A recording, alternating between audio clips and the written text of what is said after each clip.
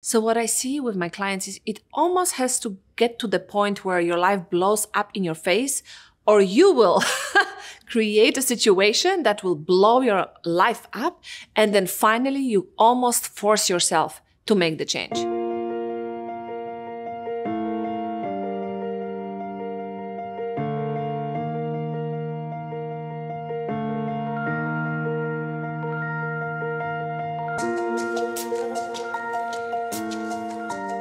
Welcome back to Deeply Connected.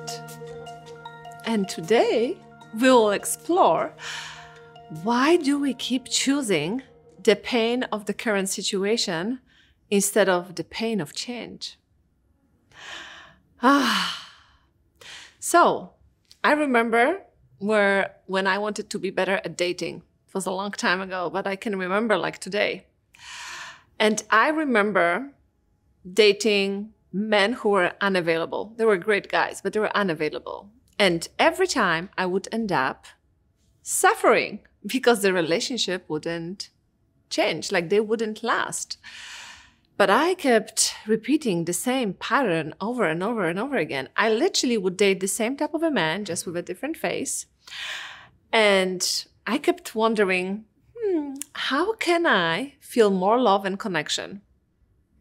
And I was suffering, but I just kept choosing the same behaviors over and over and over again, even though I wanted to create a different result. I want to be more patient with the kids, but I keep losing my cool. And I just keep repeating the same scenarios. I want to have more sex nights with my husband, but I keep repeating disconnecting from him because he's not doing enough, or whatever the pattern is. Why do we choose something that is painful, that we already know how painful it is right now, instead of something that is painful because it makes us grow and evolve and finally gets us to the desired destination or goal? Such an interesting conversation. Well, let's start with this. You have practiced this pattern for such a long time, I can bet on it. Right? Like me in my 20s, I practiced abandoning myself, trying to find love in all the wrong places, meaning a man, right? That I kept abandoning myself and creating a lot of suffering, and I wouldn't change my behavior for years. But I was wondering, I want this one and only relationship for life. And so we need to understand that our brain will do whatever it takes to avoid pain, right? Store energy and have the most amount of pleasure possible. So even though that pattern was not really serving me, as for many of my clients, your pattern are not serving you right now, you already know the pain that comes with it. You already know the dance. You already know and practice this. If I do this, then this happens and I experience this type of emotion or pain. And you've kind of, you are doing it and doing it and doing it. So you are practicing how to be in that pattern for a long period of time. So you kind of know it. It's kind of your life and it's your experience. And now imagine me wanting to finally have a long-term relationship or whatever it is for my clients. I want to feel calm. I want to have less anxiety. And when I have less anxiety, I'm able to make decisions and make decisions that come from a place of peacefulness and commitment instead of reactivity. Or I can be a better leader, right? If I just change those patterns. But then we get stuck. Like I got stuck. And I had to come to realization that avoiding the pain of change was creating the current pain for me of heartbreak over and over and over again. Okay. The pain of change for my clients, this fear of experiencing any pain is already creating pain of disconnection and frustration and disappointment for them already in their lives. So now we really have to use a lot of energy to change it, to even make a commitment to ourselves. And as I said, the primitive brain is like, hell no, we are not doing this. Like, you are already so great at doing the life you are doing in the way that you know. why would you change it? You have no clue what will happen if you implement different behaviors and different responses. So much uncertainty. That's not great. You shouldn't be doing that. Your brain, your primitive brain will give you all the reasons why just repeating the pain of today is better than repeating, and not repeating, but engaging in the pain of change. Okay? So you make sense. This makes sense. Now, imagine I had to relearn literally how to interact with myself and with men to finally get to the relationship of my dream, right? So it took what? It took a lot of intention. It took a lot of letting go of what I thought was already working. But also with that comes letting go of the version of me that was engaging in those behaviors.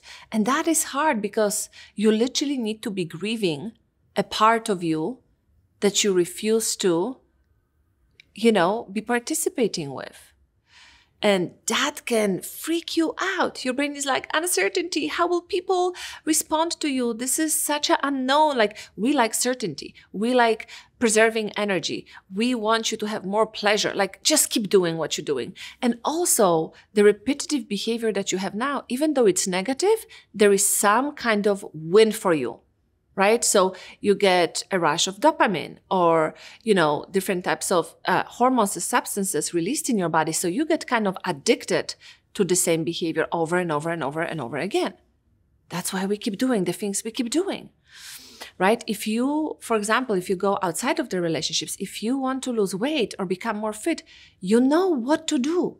You logically know, but there is some, win in not doing that.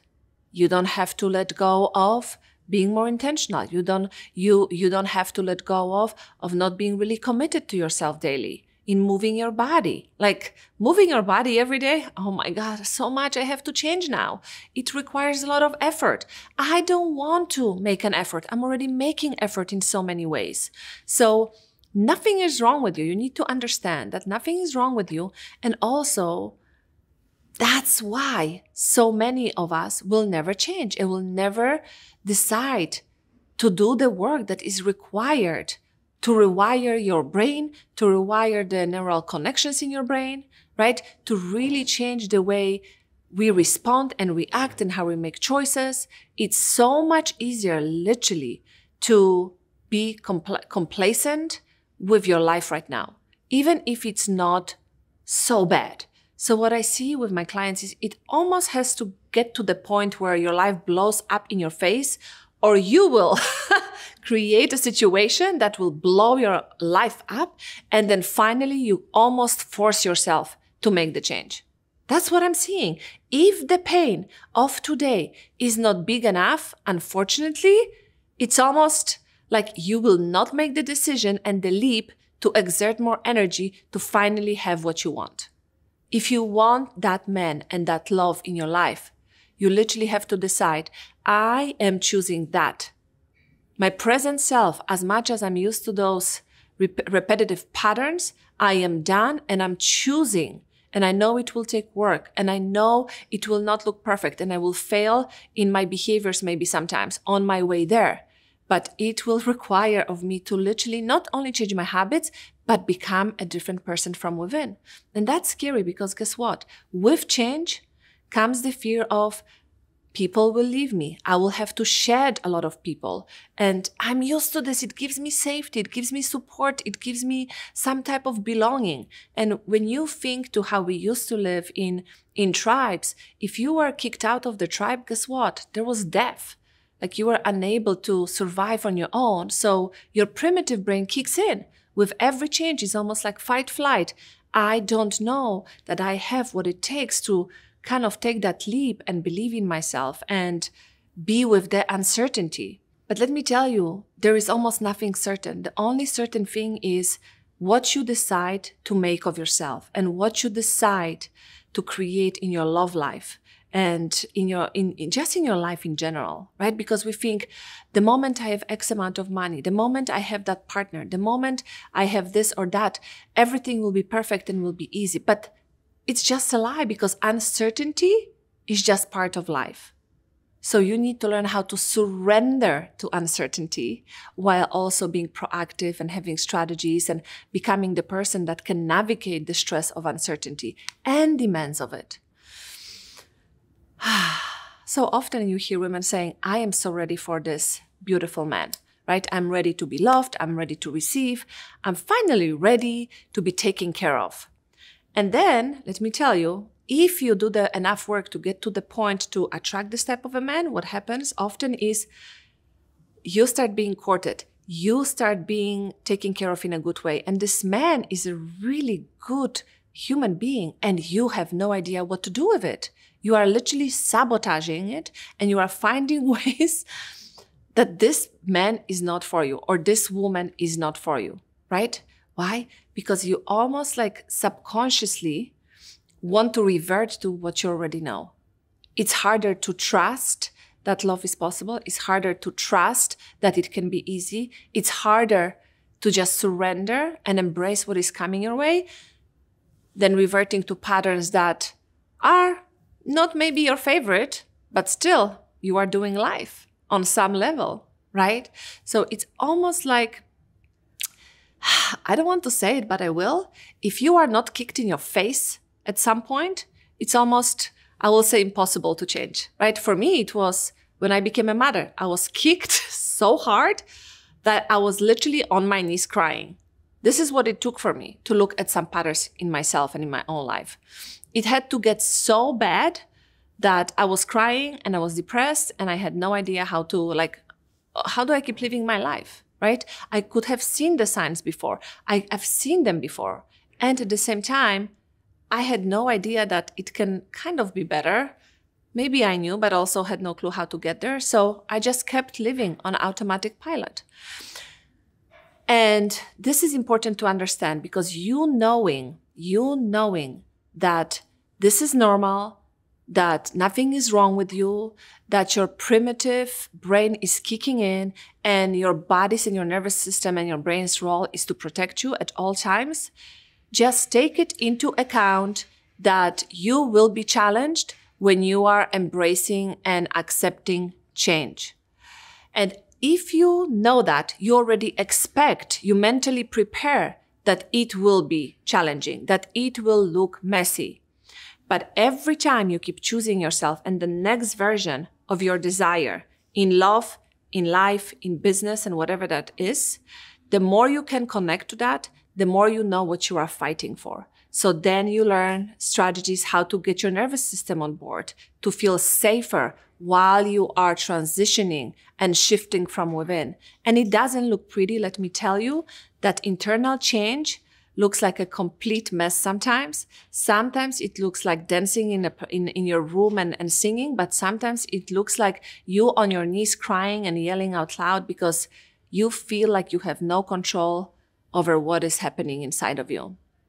And still, I encourage you to accept that if you want to experience deeper love, deeper connection, deeper ecstasy of life.